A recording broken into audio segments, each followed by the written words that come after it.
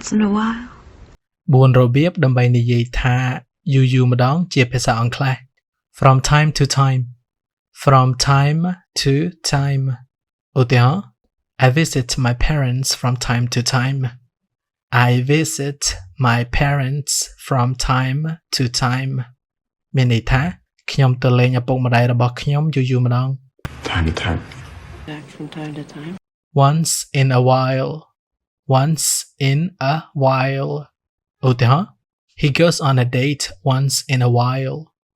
He goes on a date once in a while. មានន័យថាគាត់ទៅណាត់ជួបយូរៗម្ដង Once in a while. Once in a while. Occasionally. Occasionally. ឧទាហរណ៍ She goes to her hometown occasionally.